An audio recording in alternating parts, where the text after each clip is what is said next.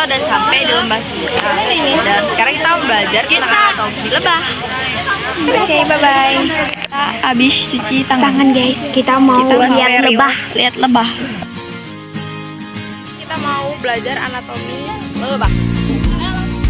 Udah selesai dengerin anatomi. Kan kita terus kita itu mau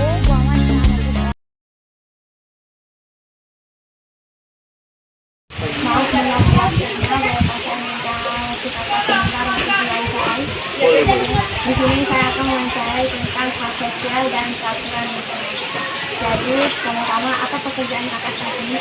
Ya, pekerjaan saya, tapi saya sih mahasiswa. Pekerjaan saya freelancer. Apakah kakak setuju jika status sosial seseorang digolongkan dalam kelas sosial seperti kelas sosial atas, menengah, atau bawah? Setuju. Mengapa? Karena status kelas sosial itu dimana bisa dibedakan menjadi tiga kan. Itu bisa dibedakan bukan ibarat dia mempunyai pendidikan atau mempunyai istilah jabatan atau kekuasaan dia tersendiri. Apakah kakak setuju jika status sosial seorang digolongkan berdasarkan pekerjaan atau penghasilan mereka? Kalau itu kita kurang setuju, aku kurang setuju ya, karena dimana nanti kayak kita yang berusaha benar-benar berusaha dari nol perbandingannya dengan mempunyai usaha benar-benar dia mau mengeluarkan, dimana mengeluarkan dengan cara dia buka usaha lebih dari kapasitas modal dia dibandingkan dengan orang yang membuka usaha dengan nol. Jadi menurut kakak, apakah seorang perlu mengejar-ngejar status sosial mereka supaya mereka dapat naik ke sosial yang lebih tinggi?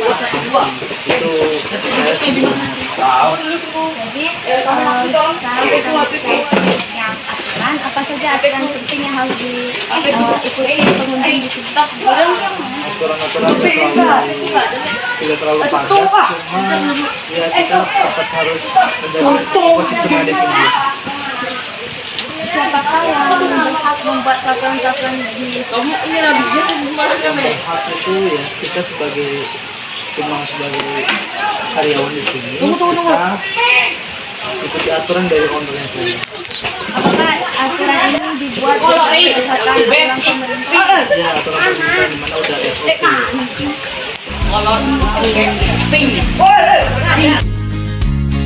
halo teman-teman, jadi kami dari Sifam. Dan ini sekarang kami ingin menuju pantai. Capek banget ya guys? Capek banget. Ini jalannya mendaki-daki. Udah sampai di pantai kita guys. Jadi sampai mendaki. Sekarang kita akan untuk mewawancarai orang-orang di pantai. Yuk, mari Yang bisa pakai biasanya. Di sini di sana sebelumnya perkenalkan saya dari sekolah ya Pak. Masih percaya kamu ya Pak. Kenapa ya sebelumnya ini tentang kelas sosial Pak. Kalau Bapak nggak tahu kelas sosial adalah kedudukan atau posisi seseorang dalam masyarakat. Contohnya kayak orang yang mempunyai pekerjaan di atas, di bawah, sama di tengah-tengah gitu Pak. Oke, pertama ya Pak, apakah Bapak setuju jika status sosial seseorang digolongkan ke dalam kelas sosial seperti kelas sosial ke atas, kelas sosial menengah, atau kelas sosial ke bawah? Pendidikannya? Iya Pak. Kira-kira Bapak ini setuju atau tidak tentang kelas sosial ini? Pendapat tuh. Bapak tidak setuju ya?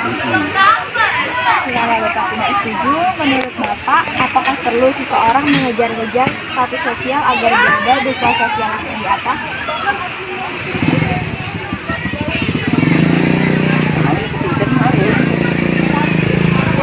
Kelas sosial itu kayak, contohnya kayak Bapak nih kerja. Bapak sebenarnya kerjanya apa Pak? Sopir. Bapak kerjanya sopir. Sopir itu berada di kelas sosial tengah Pak. Kayak kelas sosial atas tuh kayak direktur, terus kalau kelas sosial bawah tuh mungkin orang yang berkekurangan gitu Pak, ekonominya kurang gitu Pak. Jadi Kira-kira apakah perlu orang itu mengejar-ngejar status sosial itu agar berada di posisi yang di atas? Perlu. Perlu. Kenapa Pak? Perlu, hidup miskin itu nggak memuaskan. Terima kasih ya Pak jawabannya. Lanjut ke pertanyaan selanjutnya. Apa saja aturan penting yang harus diikuti oleh pengunjung di sini? Yang penting bagi pengunjung keselamatan. Kedua ya Pak, siapa saja yang membuat aturan-aturan itu? Apakah aturan ini boleh dibuat apakah peraturan ini dibuat oleh pengelola, pemerintah daerah atau pemerintah pusat? Pemerintah daerah. Pemerintah daerah ya Pak. Oke, terima kasih ya Pak. Mohon jawabnya. Sama-sama. Selamat siang, Pak. Maaf mengganggu waktu Bapak. Kami dari Sekolah Himpunan Harapan ingin mewawancarai Bapak mengenai status sosial. Jadi status sosial itu adalah kedudukan seseorang atau posisi seseorang dalam masyarakat. Nah, sebelumnya saya ingin bertanya, pekerjaan Bapak apa? Pekerjaannya Lanjut ke pertanyaan kedua, apakah Bapak setuju jika status sosial itu digolongkan menjadi kelas sosial? Misalnya kelas sosial menengah, ke atas, dan ke bawah. ya setuju kalau digolong. Mengapa Pak? Intinya status sosial itu kan nggak sama. Ada yang rendah, ada yang menengah, ada yang Oke Pak, apakah Bapak setuju jika status sosial seseorang digolongkan berdasarkan pekerjaan dan penghasilan? ya setuju. Kenapa Pak? Ya itu kalau penghasilannya rendah, ya kan sosialnya kan statusnya kan di bawah. Kalau penghasilannya menengah, ya itu dia penghasilan di menengah. Kalau di atas, ya udah. Menurut Bapak kira-kira Bapak itu status sosialnya menurut apa? Kalau menurut saya masih di bawah. Terima kasih. Salam cerai. Kita udah selesai di pantai. Kita mau ke mall. Ayo. Kalau kita udah sampai di depan mall, sekarang kita mau masuk mall. Yang pertama, pekerjaan Bapak sekarang menjadi apa? Kalau untuk pekerjaan saya sekarang sebagai pengamanan ataupun security. Oke.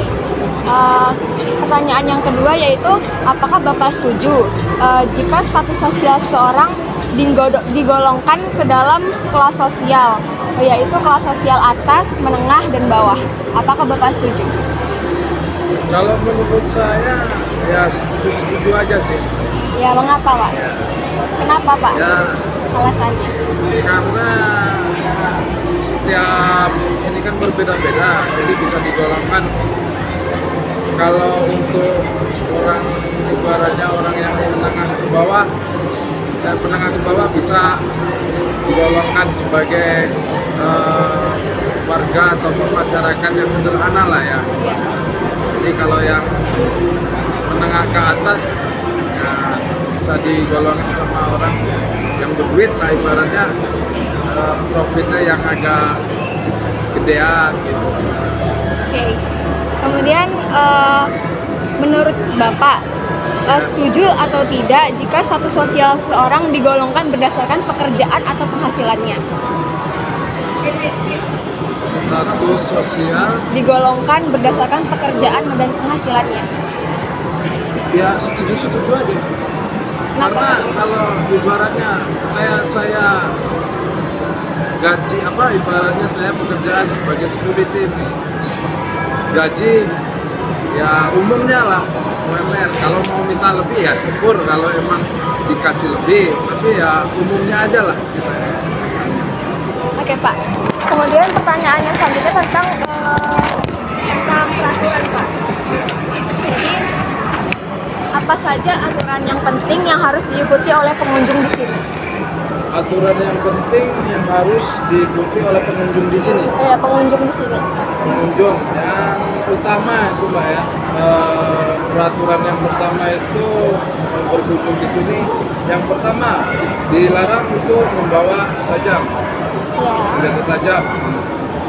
Harus mengikuti aturan aturan yang telah dibikin di sini ataupun SOP yang di LCM. Oke, Untuk lain-lain mungkin ikutin aja. Pak. Kemudian pertanyaan kedua, siapa saja yang membuat aturan-aturan ini? Apakah aturan ini dibuat oleh pengelola pemerintah daerah atau pemerintah pusat? Nah, untuk sementara saat ini yang saya ketahui untuk peraturan itu biasanya dari manajemen. Kalau untuk peraturan dari daerah mungkin tentang perpajakan ataupun yang lainnya. Kalau untuk SOP di area mall ini manajemen yang bikin. Sekian Pak pertanyaan dari kami. Terima kasih.